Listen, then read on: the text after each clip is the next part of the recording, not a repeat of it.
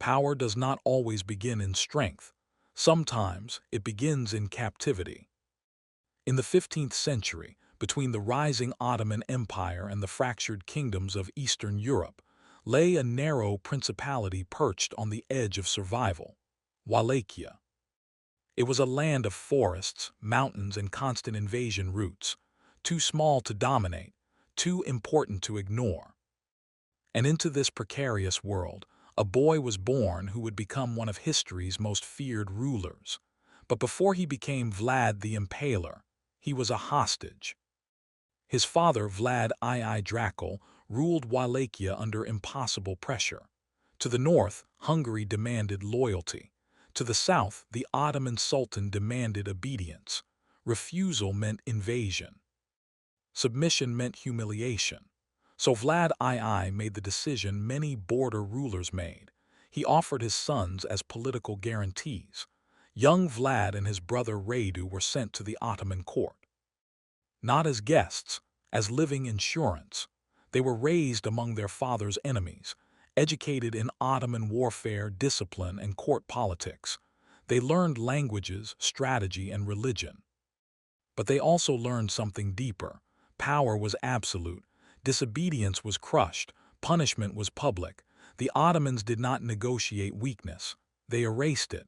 The boy watched executions, watched rebellions ended in spectacle, watched bodies displayed as warnings, and he learned. His brother adapted. Radu became favored, cultured, admired. Vlad did not. He resisted. He withdrew. He hardened. Years passed in captivity, and captivity leaves marks that never fully fade. Because when a child grows up without control, he does not dream of freedom. He dreams of dominance. In 1447, everything changed. Vlad's father was assassinated. His elder brother buried alive by rival nobles. The Ottoman hostage suddenly became heir to a murdered throne. The message was clear. In Wallachia, power did not belong to rulers. It belonged to boyars, the nobles who killed princes as easily as they crowned them. The boy who had watched empire now saw his own homeland, and he understood something with terrifying clarity. A ruler who is not feared is dead. In 1448, the Ottomans released Vlad to claim Wallachia.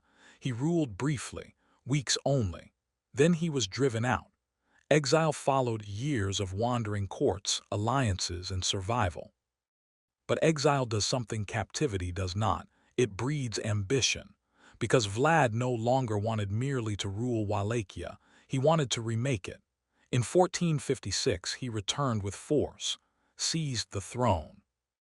And this time he would not be weak. The nobles who had murdered his father still lived, the factions still plotted, the throne still trembled, so Vlad acted. He invited the boyars to a grand Easter feast. They came in ceremony and confidence, old conspirators among them. And there, in the hall of celebration, Vlad revealed the truth. He remembered. The nobles were seized, the elderly impaled. The young marched to forced labor. It was not revenge alone. It was declaration. The age of noble dominance was over. The prince ruled now. And Wallachia understood. A new power had risen, not cautious, not diplomatic, absolute. The hostage had become ruler, and the rise of Vlad III had begun. Power rarely corrupts immediately. It reshapes slowly. When Vlad secured the throne, he faced the same dilemma his father had failed to solve. A state trapped between empires. But Vlad had learned from captivity. Mercy invites challenge. Fear prevents it, so he built rule on terror. Crime dropped. Theft vanished. Travelers reported gold cups left in public wells untouched because punishment was certain. Impalement became his instrument. It was slow, public, unforgettable. Thieves, traitors, corrupt officials, invaders all met the same end, and the forests of Wallachia began to change. Where once stood trees, now stood stakes. Travelers described roads lined with bodies, villages marked by fields of the impaled. It was grotesque. It was effective. Because Vlad did not punish secretly. He staged warning. Justice in his realm was spectacle, and order followed. But power does not only shape states, it shapes the mind of the ruler. Vlad's methods intensified. He tested loyalty with impossible standards, punished perceived disrespect, destroyed entire villages suspected of disobedience. The line between control and cruelty blurred. Yet to Vlad the logic remained pure, fear unified, terror stabilized, mercy weakened, and Wallachia for the first time obeyed one will. Then came the empire. The Ottomans demanded tribute, submission, children for the Janissary ranks. Vlad refused. War followed. In 1462, Sultan Mehmed II marched into Wallachia with a massive army. Vlad could not win by numbers, so he chose terror as strategy. Night raids, scorched earth, poisoned wells, burned fields. The land itself became weapon, and then came the forest. When the Ottoman army approached Targovist, they found it. A vast field of impaled bodies, thousands of prisoners, soldiers, captives, arranged like a macabre army. A landscape of death.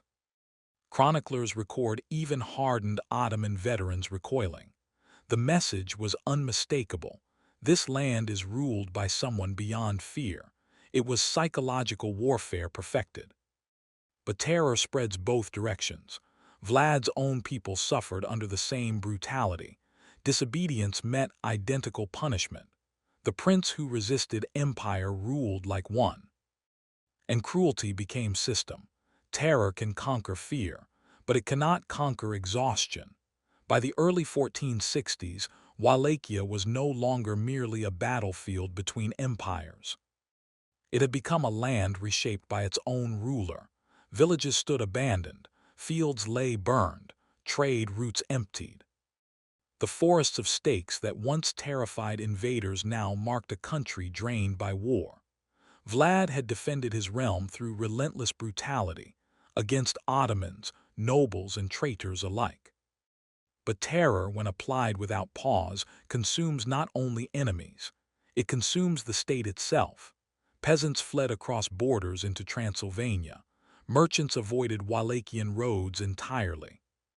Communities shattered under taxation and forced mobilization, because Vlad did not simply fight war. He turned the entire land into a weapon. Scorched earth protected him from invasion. But it also erased prosperity. And slowly, the ruler who had imposed absolute control began to lose something more fragile than power: loyalty. The boyars, the noble class he had terrorized into submission, had never truly disappeared. They had survived in silence, in exile, in waiting. And now, opportunity emerged. The Ottomans did not attempt to defeat Vlad directly again. They chose something more effective. They advanced his brother. Radu the Handsome, raised beside Vlad in Ottoman captivity, admired at court, politically pliable, returned to Wallachia backed by Ottoman support. To many nobles, he represented survival without terror, stability without impalement, rule without annihilation, and factions shifted. For the first time since Vlad's consolidation of power, Wallachia fractured again, not through open rebellion but through quiet realignment. Because fear creates obedience, but never allegiance. As Radu advanced, villages opened gates, boyars declared loyalty, communities chose predictability over terror. Vlad responded the only way he knew: escalation, more punishments, more executions, more spectacle. But escalation reveals weakness, because terror must intensify when belief fades. The psychological equilibrium of his rule, fear balanced by awe, began to tilt. Now only fear remained, and fear alone cannot sustain a state indefinitely. War with the Ottomans continued. Resources dwindled further. Allies hesitated. Even Hungary, once Vlad's strategic partner against Ottoman expansion, reconsidered him. To European courts, Vlad had shifted from valuable frontier defender to unpredictable liability. His campaigns devastated trade corridors. His brutality scandalized diplomats. His instability complicated alliances, and in 1462 the decisive break came. Hungarian King Matthias Corvinus, citing forged letters that portrayed Vlad as traitor, arrested him. Political convenience replaced support. The feared Prince of Wallachia, terror of empires, impaler of armies, was imprisoned. The land he had reshaped moved forward without him. And the system he had built through fear revealed its deepest flaw. It depended entirely on one man. Remove him and it collapsed. The ruler who had dominated through terror now faced the final inversion of power, irrelevance. The forest of stakes remained. The legend remained, but the throne did not. And the fall of Vlad III had begun. Captivity changes rulers differently than childhood hostage years. As a boy in Ottoman hands, Vlad had been powerless but forming. Now imprisoned in Hungary, he was powerless and finished. Years passed. The prince who had terrorized an empire faded into rumor and memory. His enemies circulated stories across Europe, pamphlets describing rivers of blood, forests of corpses, feasts among impaled bodies.